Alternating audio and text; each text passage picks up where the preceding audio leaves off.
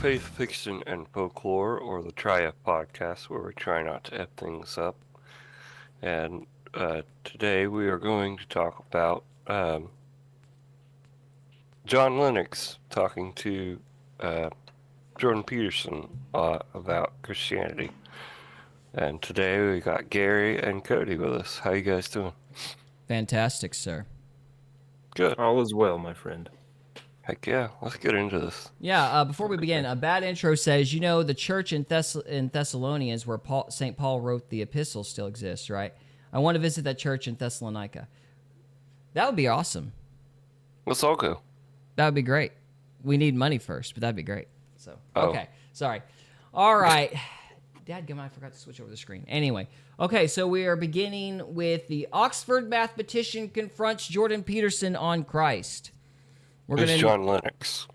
Yeah, For those John that don't Lennox. Yes, John Lennox. Yes, he is a very well-known apologist, and Jordan Peterson has been very evasive on his theological stances. I think right now he's a Catholic, but I don't know for sure. When the last He's time evasive on everything because he's a liar.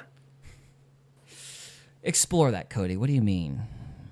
Jordan Peterson talks about things in a way where he makes you think he knows what he's talking about, but he never actually tells you anything. He just dances around shit. He's a liar. That's what He's a liars do. psychiatrist. That's what I said. So he Oh. he gives us word salad like a politician. Is that what you're Yeah. maintaining? Okay. Yeah, exactly All right. what I'm saying. Maybe he's just over your head, Cody. You ever think of Oh, that? yeah. Oh yeah. Yeah. I know he talks over my head. LOL, poor young fellas. Poor fellas. Oh, yeah. Yeah, we are Poor, pretty much. That's the correct emphasis on that word, poor. Anyway. Poor is just a state of mind. All right, there we go. That'll work. So That's true. Poverty is a state of mind. let us begin. Okay. I don't know if those views are in accordance with your views or what you think about that. Men became scientific because they expected law in nature. Modern science is a legacy of the biblical worldview. That science and the biblical worldview sit very comfortably together, but it's science and atheism that do not sit comfortably together. How is it that human beings came to think? We're told we're made in the image of God. The capacity of human beings I'll be right to back. think in that sense, All right. whatever it really means, seems to me to be a reflection of their creator and possibly an evidence. I wanted to start by asking you your opinion on some questions that have gone through my mind recently. And there's one that's very specific, I think I'll start with, which is that, you know, I think for a lot of my life, and certainly when I was younger, I really bought the dog. And I'm obsessed. Oh no, Oh, Gary. No, Gary's not here to skip the Part in my ad. post, Skipping my- ads. doctrine that Oh. there Oh, he was is here. Thank you. unbridgeable gap between the scientific way of looking at the world and the Christian way of looking at the world, let's say. And that split, the apparent split between science and religion was a consequence of an incommensurate dichotomy of worldviews, you know, and that the church had been opposed to scientific progress, at least in part because the scientific viewpoint existed in contradiction to Christian doctrine. But then, especially in recent years, in the last 10 years, I've started to understand that that was something like a French Enlightenment / rationalist propaganda campaign, and that Okay, so what did I miss? Sorry, I had to burn my Nothing. cigar. He hasn't said a damn word yet. I'm sorry, I was burning my cigar, so I didn't look so short. You didn't miss anything. I didn't miss anything? Okay. It's Yeah, just he's that He's been explaining the difference between science and church for like 5 minutes. It's a very nuanced topic, Cody. Golly, man. he just asked a question, is all. Okay. All right. there's a different, that the relationship between science and Christianity is much closer than I had imagined. I cottoned onto this a little bit by reading Jung, but that just as the universities developed out of the monastic tradition, the notion that the natural world was intelligible to the inquiring logos, that it had an intrinsic logic, that studying it would be beneficial to man, first of all, that it would be comprehensible and beneficial, and that that was actually a kind of moral obligation, that all struck me as like axiomatic statements of faith that were predicated on the Christian tradition, that were the preconditions for the emergence of science. And you know, I've tried to take that idea apart over the last 3 or 4 years to see if I can find any flaws. We've already lost Cody. No, you haven't lost me. He's just using giant words so nobody understands what the fuck he's saying. And he's That's just why- explaining simple ass shit, just taking forever. That's why I was like, oh, we need to watch this. Bad intro. What do you mean I use a flamethrower? I don't know what you're talking about. So Oh, Man pulls out I was, his land I was card. trying to figure out what he meant by that. yeah. Now I see it. All right, let's see here. So he hasn't said a whole lot yet. All right, let's see. In it, but I think the evidence that the universities emerged out of the monastic tradition instead of emerging contrary to that, that's absolutely incontrovertible on every grounds you could possibly imagine. And the notion that you need to believe in the intelligibility of the world, the capability of the human logos, and the beneficial consequence of acquiring knowledge. You have to believe in all that to even get the scientific enterprise going. I also think that's incontrovertible, and that those are axioms of faith. And so I don't know if those views are in accordance with your views or what you think about that. So I'd like to hear what you think about that. This is extremely interesting to me because I never saw the tension between Christianity and science, because very early on as a teenager, I was introduced to the writings of a scientist who was a Christian, who drew my attention to something Alfred North Whitehead wrote. And it was really put in much simpler language by C.S. Lewis when he wrote, "Men became scientific because they expected law in nature, and they expected law in nature because they believed in a lawgiver." And so very early on, and I was fascinated by the idea that actually modern science is a legacy of the biblical worldview. And therefore, it's no accident that the pioneers, Galileo. Cody, you look very hurt. Oh, and okay, let me They're, help you they're out both here. saying that science is Christianity. No, They're both saying that. No, let me give you some context, my friend. So basically, the idea that science is anti-religious is something that really kind of, if I remember my facts correctly, came out of the French Revolution. It's not actually how that went down. Christianity inspired science, because the idea was that if God made everything, then there has to be like laws, like there has to be a tangible way to understand everything. And so, like, they used to call it the law of nature, or the book of nature. There's the book of the moral law and there's the book of nature. And so their idea was that since God has made a moral law, there must also be a natural law. And if there's a natural law, that must be discoverable, which is why gravity is called a law. So But it's not. It's a theory. Just so, FYI. I know, but you understand the point. This is just gravity is just an example. We've already had our flat Earth debate. But the point is, science got started from the Christian presupposition that the universe is understandable. Like there are laws. There's a way to understand how things work. It's the watchmaker argument. It's natural theology, Paley's natural theology, if you want to look at it that way, or use that book as a reference. So what they're saying is science never would have got kicked off if it weren't for Christianity, because science is built on Christianity's presuppositions. To me, science is just an effect of people. People want to know where they are. No, because some people don't think the universe is understandable. Like there are religions out there that basically emphasize chaos and that there's no order. And so cultures That's nihilism. Yeah, and there's other cultures that believe that. But Christianity believes that there's an order to nature and that order is discoverable. That's because God I is don't a understand. lawgiver.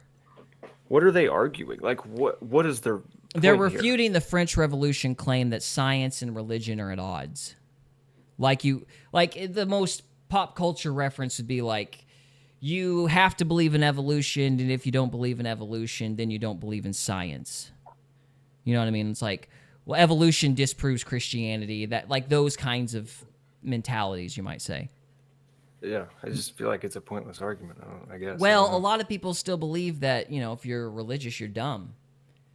And they're refuting that. It's like science never would have even got started without religion. That's their point.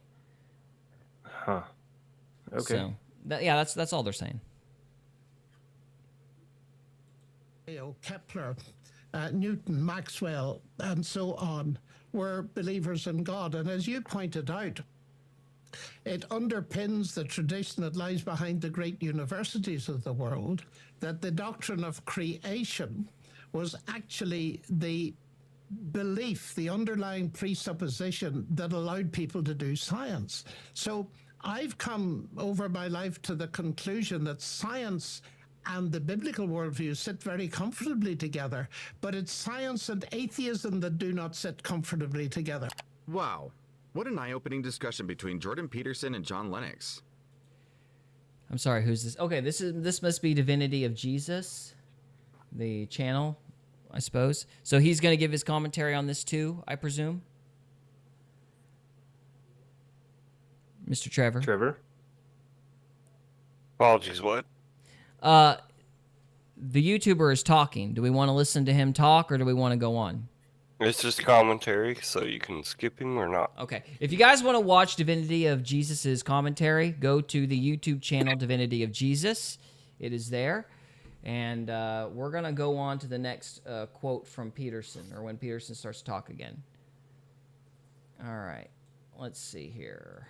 Athens and 2 were in Jerusalem, and we were trying to puzzle out the relationship between Greek thought and Judeo-Christian thought, how the world might be best conceptualized. So there's a mix of ideas here. And if an organism has to be a microcosm of the cosmos in order to function, and we are a microcosm in that regard, and we are a personality that runs on a narrative, which we seem to be, then in what way is it reasonable to claim that the cosmos itself is best conceptualized as something that can be entered into relationship with personality to personality, and that's not the most fundamental reflection of reality? I mean, it seems to me that that's where Dawkins' thought eventually points, if his proclamation that an organism has to be a microcosm, an accurate microcosm in order to survive, is accurate. I think there's a lot in that, actually.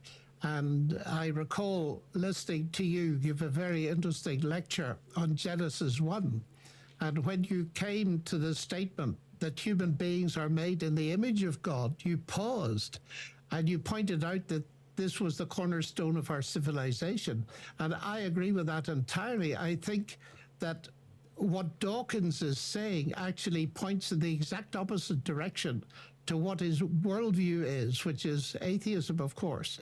It seems to me that where this fits The truth is, Hey, behind look, closed it's an doors, ad. The P word became my We're adding. Age 10.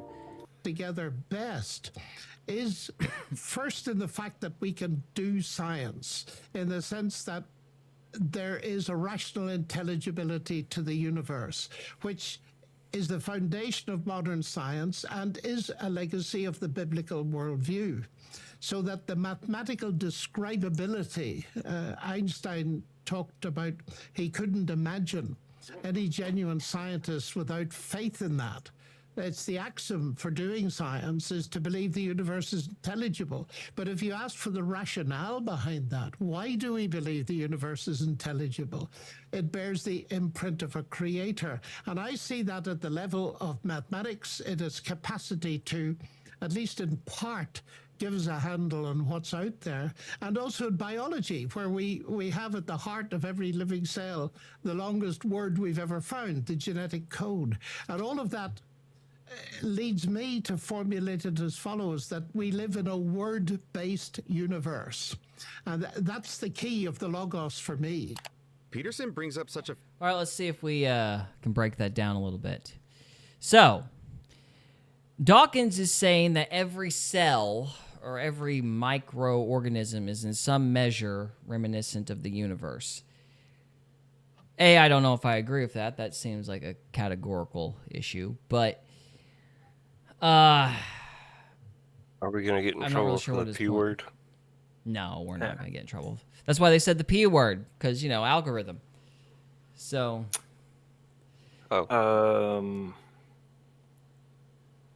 Maybe I'm just dumb.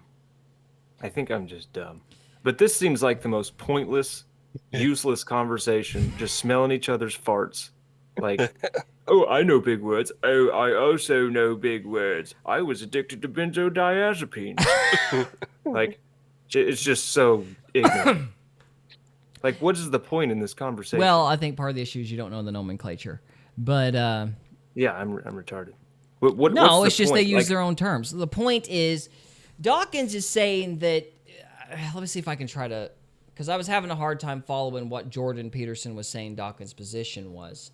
I kind of got lost there, but from what I understood, Dawkins was positing that because the universe, like every cell, everything on the micro level is consistent with how things operate on the macro level, that somehow we can only be a part of the universe or something like that.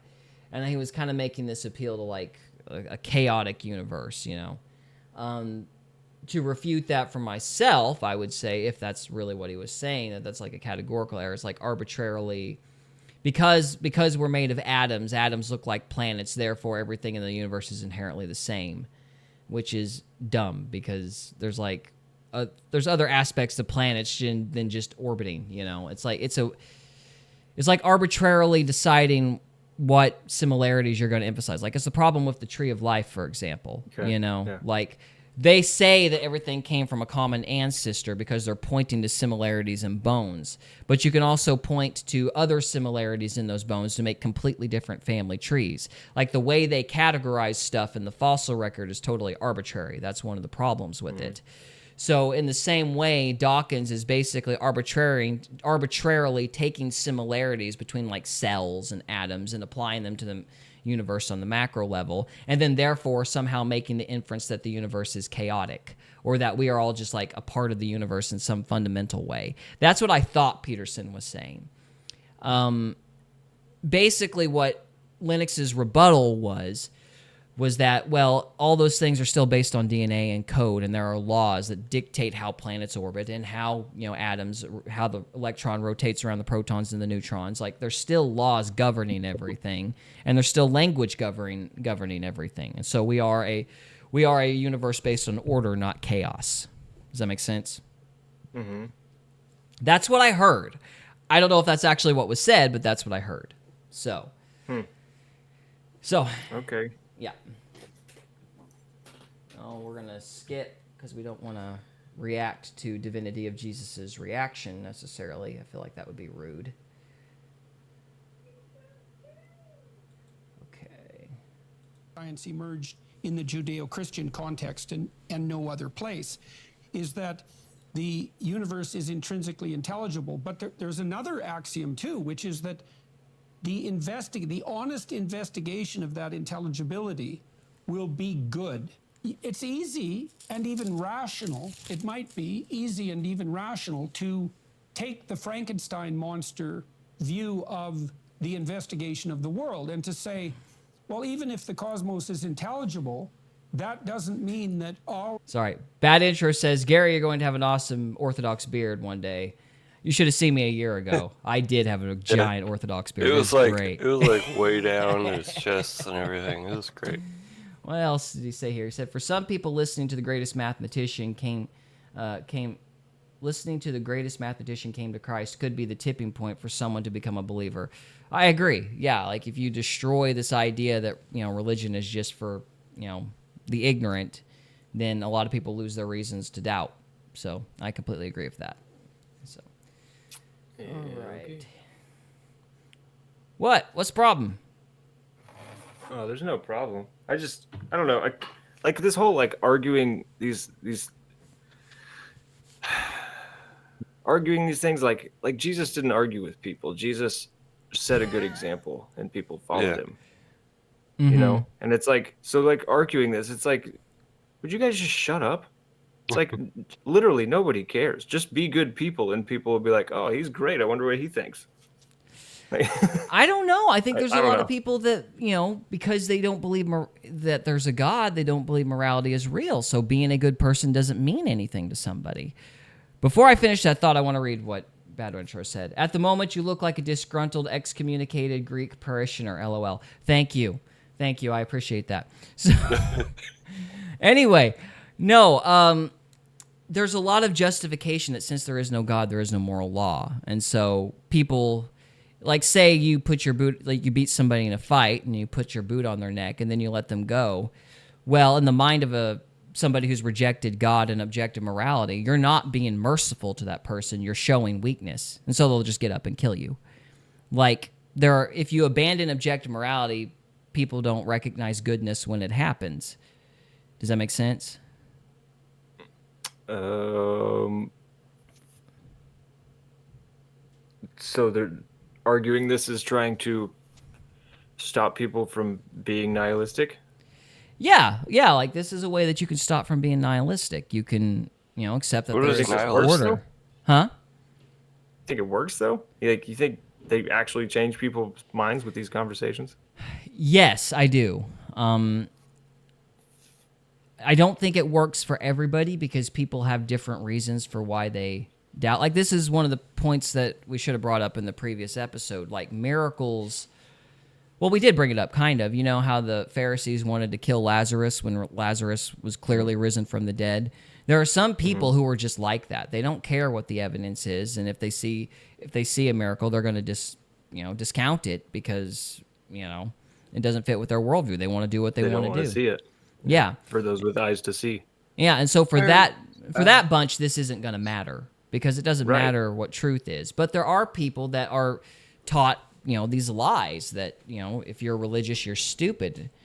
And they're, you know, people who are genuinely interested in the truth don't want to be believing something that's dumb, so they'll reject Christianity or whatever. Yeah, they'll reject Christianity because, you know, they don't think something stupid can be true. But if you sit there and go, no, the entire basis for science is Christianity, that diffuses that objection.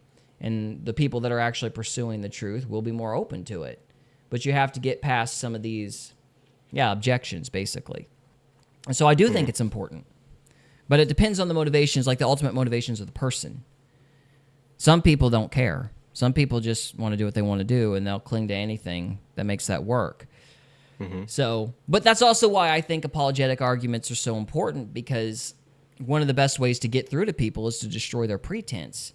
If you sit there, these people believe, that's why I like Kent Hovind so much, for example, because Kent Hovind, I don't know if I agree with young earth creationism now. I think I do, but I need to do more research on it again. But anyway, regardless, the reason Kent Hovind was such a good debater was he wasn't content to make his point. He went out of his way to make evolution seem stupid. And I always thought that was incredibly valuable because those kids are they want to be intelligent. They're in college. They're studying under a professor. They have an authority bias in favor of their professor. But if you show evolution to be completely nonsensical, then you destroy that objection to Christianity. And I think for young people in particular, that's very valuable.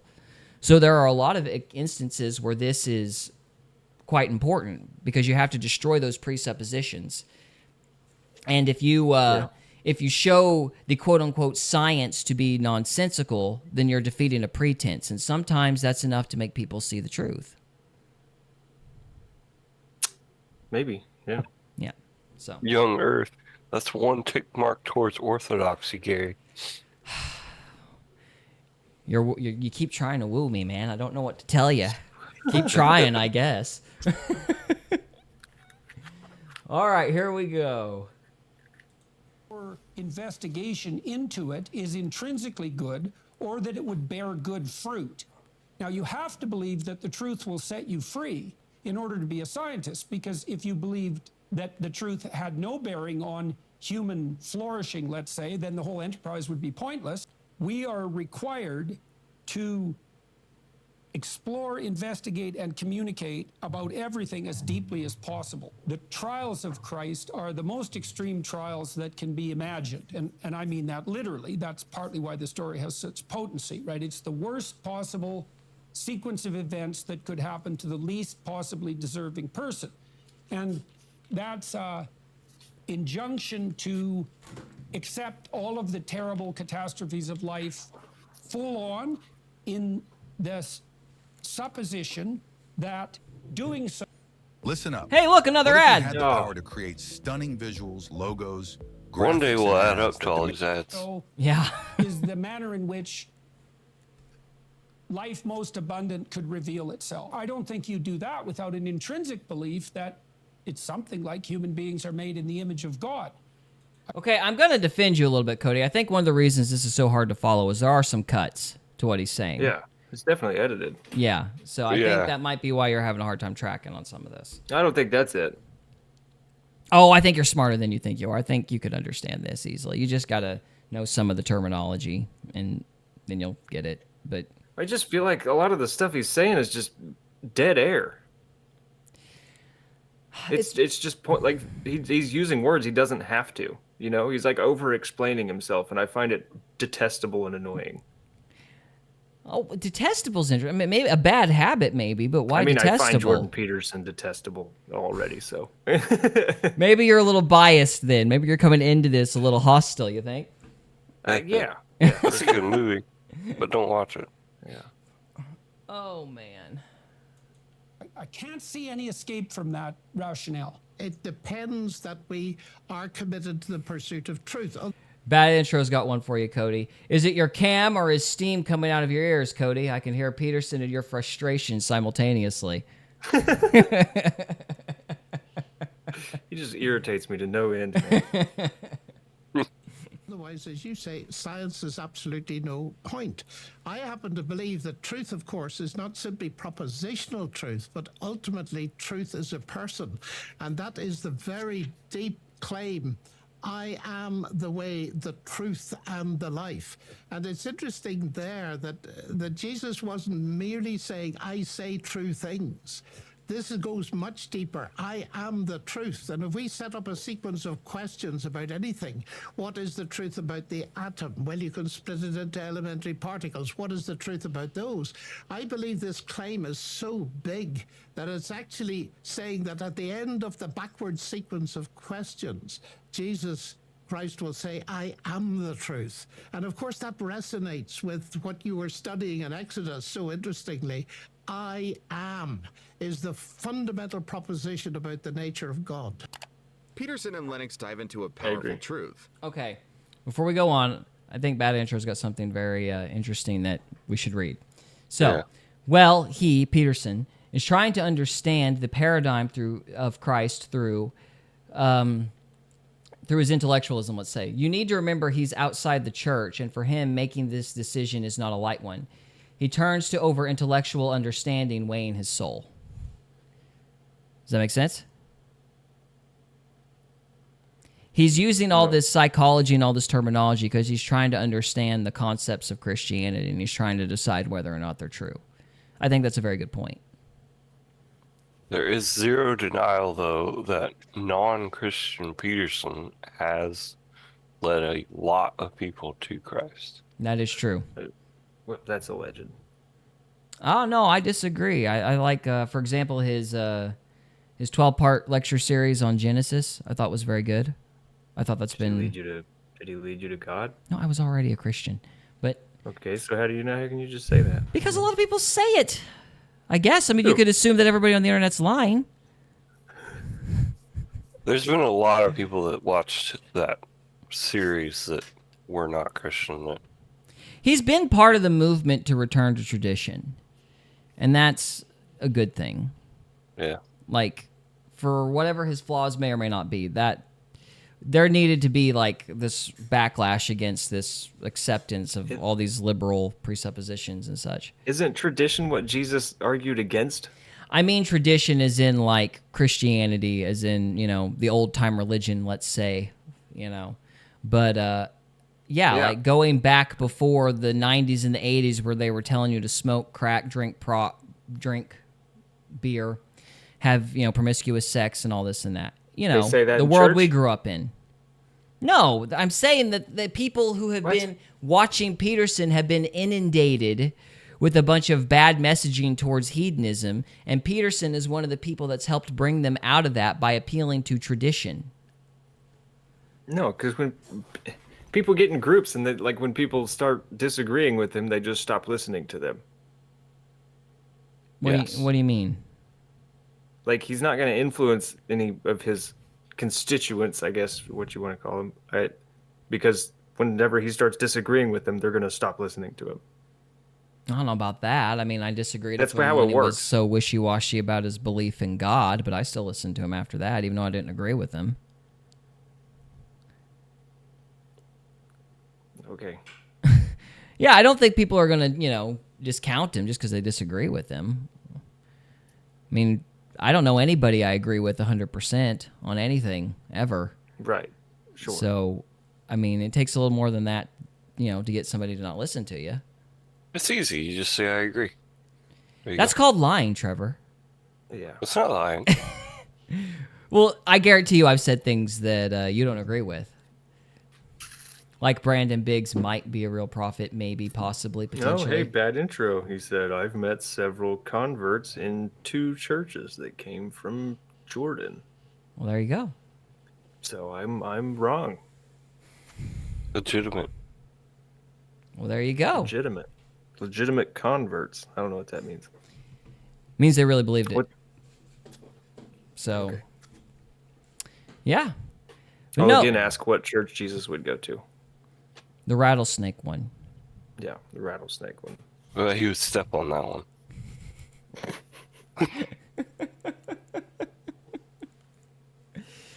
Bad intro says, and it caused Eve would him, step on that one. and it Sorry. caused him to explore God. He may talk past a lot of people, but for some reason, he isn't the one they need to hear. There you go.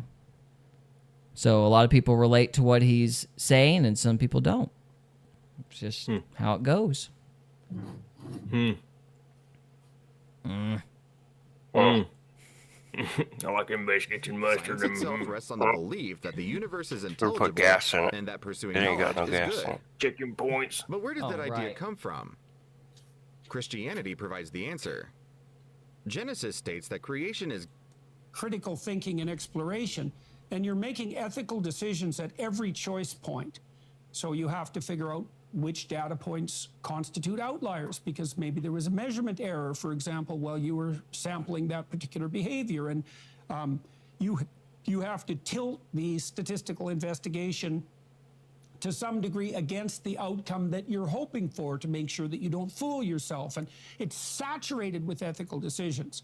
And then that all has to be nested within the presumption, first of all, the presumption that you should not ever publish false data just to move your career forward. And you might say, well, why the hell not?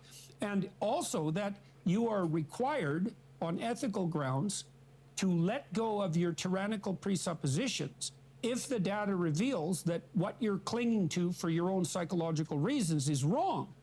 And all of that's an attitude of ethical conduct and not a set of explicit statable propositions. And Yeah, that's hugely important. Richard Feynman, the physicist, the Nobel Prize winner, used to say you must bend backwards to criticize yourself because you are the easiest person to fool. And I'm very interested in this ethical dimension because this is over and beyond the propositions and the methodology of science. So I want to say that's why I don't trust anybody who says they're unbiased. Because anybody who says they're unbiased, I'm assuming is biased. Like, you have to assume that you've got biases all the time, and you have to actively fight against them constantly. I'm unbiased. You're full of it. Trevor, you darling contrarian, you. Oh, I do have brown eyes. You do have brown eyes. I don't... Oh, I get it. Okay. So you're full of shit, is what you're saying. Way to speak it candidly, Cody. So. Sorry, I told you I'm retarded. Bad Just lay it intros. out there. Bad intro. You're gonna say something, Go Trevor? ahead, Trevor. Yeah.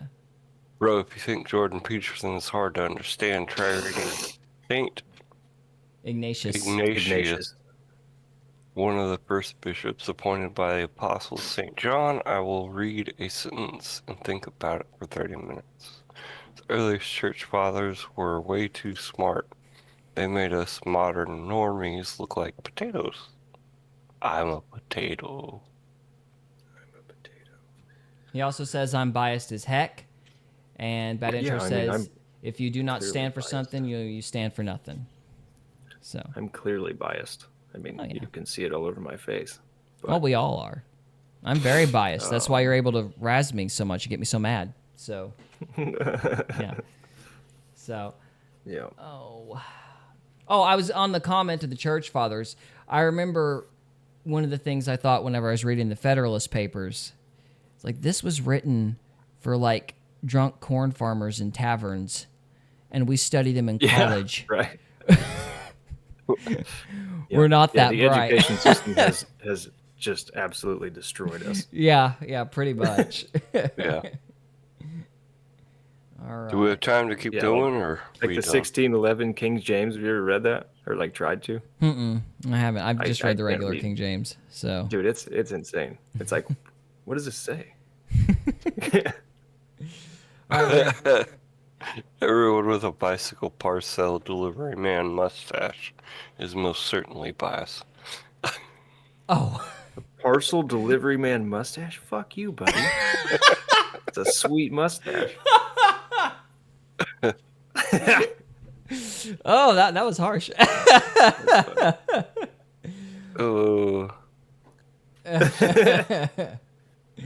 Oh, that's funny. Everybody on the panel is gonna get crap.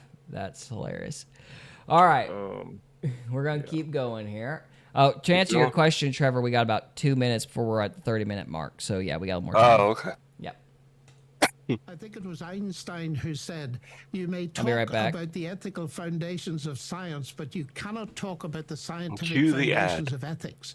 So this is another layer in looking at the universe. It's rationally intelligible, but it's also a moral universe. And ethical presuppositions and decisions infect all of our lives, and they do affect the scientific endeavor. It's not just dispassionate observation and making conclusions and theories. There's a huge ethical dimension which raises deep questions as to what. This is a real B&H customer Yep, story. that's all it. Okay, we checked all 4 systems. Oh, he's still there. Was a go. The B&H wheel. the reference playing with a point cigar is. Who again. said so? What are the norms behind that Cigar. ethical decision-making process? Well, the world I don't of know what that facts means, but I resent speaks it. for itself. But that's also technically untrue because there's an infinite number of facts. They're certainly not all relevant. We can drown in the plethora of facts, and we certainly will do that. And to even communicate about them or study them, or even draw our attention to them, we have to prioritize and hierarchically arrange the facts. And we do that according to an ethic. And I think that is incontrovertible on scientific grounds, because we have seen the emergent realization in a whole variety of domains, AI not least, that there are facts, but those facts have to be prioritized. And you prioritize facts with an ethic. That's up. I actually want to really compliment that point because I think it's a very good point. To actually admit that you're wrong and analyze, like he says, facts, that takes integrity, which is an ethic. And if you don't have the integrity to admit you're wrong, then you're not going to be empirical. And therefore, empiricism is self-defeating. I actually like that. That's a very good point. Absolutely Jordan right. And there's Peterson a is deeper self-defeating. problem, it seems to me, You're self-defeating. Your whole family's self-defeating. with the atheist understanding of science. And that is this, that we do the science with our minds. Some people think the mind and the brain are the same. I leave that aside since you're an expert on the mind and the brain. But I often say to people, what do you do science with? I've asked many leading scientists this. They say, well, I do it with my mind or my brain. Give me a brief account of the brain. And they say to me, well, the brain is the end product of a mindless, unguided process. And I pause and I look them straight in the eye and I smile and I say, and you trust it? Tell me honestly, if you knew that the computer you use or the machinery you use in the lab was the end product of a mindless, unguided process, would you trust it?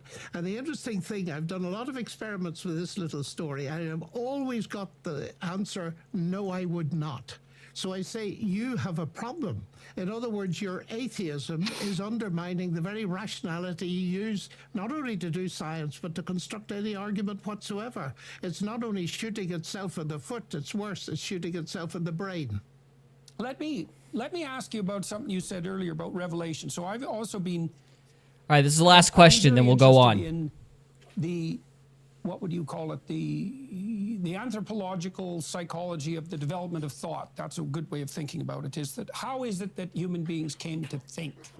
Now, Carl Jung said something very interesting about thought, about typical thought, normative thought. And he said the typical person doesn't think. What happens to the typical person is that thoughts appear to them and they accept them as axiomatically true without further investigation. And so, and I believe that to be the case. I think that in order to think critically, you have to set up in the theater of your imagination something that holds a proposition and defends it, and then an adversary or two adversaries that take it apart. And so you're actually producing a collective within that will then hash out the thought. But that's led me down the rabbit hole of trying to understand what we mean when we say something like, I thought, which would be the sort of thing that scientists would say when they're talking about how they do science. Well, I thought up my hypothesis. It's like, you know, that's not much of an explanation there, buddy. Like, what do you mean you thought it up? Because you didn't know the hypothesis, let's say, yesterday, and now you do know it. And so how did you not know it then? And how do you know it now? And how is it that that new idea manifested itself? And the answer is always going to be, well, it came to me. And so that's the crucial thing I want to dive into. So here's how I think the hypothesis generation process works. And scientists very rarely talk about this.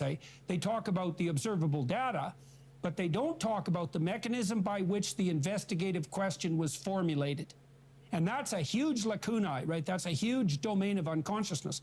So this is how it seems to me, is that, first of all, you have to have a problem. And so that's something that calls to you generally, because people are generally gripped by a problem, right? It isn't that they choose it voluntarily precisely. It comes knocking. They can open the door to it, but it's something that grips them and compels them. And it has a kind of autonomy in that sense. You know, if something really besets you as a problem, you can't shake it. It dogs you.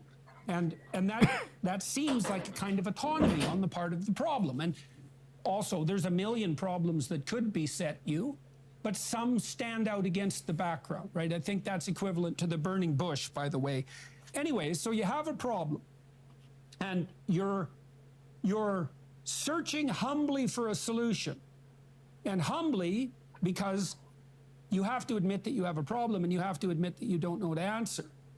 And then if you open yourself up, whatever the hell that means, you'll get a revelation. And the revelation will be an insight, right? It'll be something that strikes you as probable or likely. And so that's the first element. That's the first two elements of thought. The first element is a felt lack, and that would be an admission of personal insufficiency on some vital front. The next would be the knocking, which is, I would like to know the answer. The next part of the sequence is a revelation, as far as I can tell. And something appears to you, and it springs out of the void for all intents and purposes. So we'll end it there. In summation... That's a long question. Yeah. In summation, if God does not exist, where do ideas come from? How do you get your solutions to your problems? How does that work? Any thoughts? Either demons or God. That's a workable hypothesis. Mr. Trevor? Where are you vibrating? That'll work too. Trevor? Thoughts come from air. That's not even close to right. Oh, okay. Says you. Yeah. Says me. We can know nothing. Okay. To end this, we'll read what Bad Intro says, and we'll call it good. So, it is very humbling. It is a very humbling thing to admit you're wrong. Who knew the hardest sin to overcome is pride?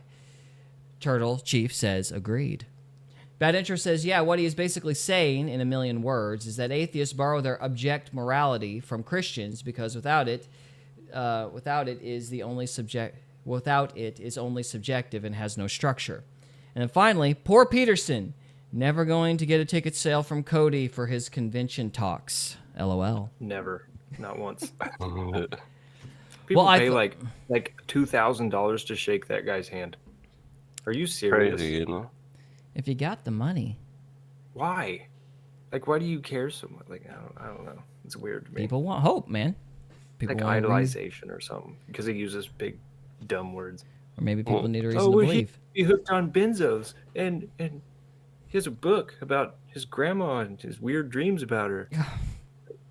Well, it goes along the same lines as people pay $5,000 to go watch some football players chase around a pigskin. It is Yeah, I better don't get than that that. It is better than football. You got to admit don't get that. that It's, either. Anyway, that's all we've got for this. Again, we're not leaving. This is We're just not the end of part 2. So, Part 2. all right. This is a break. This is a break. So, Taking a break. with all that for said- the soul. guys, thank you very much for watching, and we'll see you next time.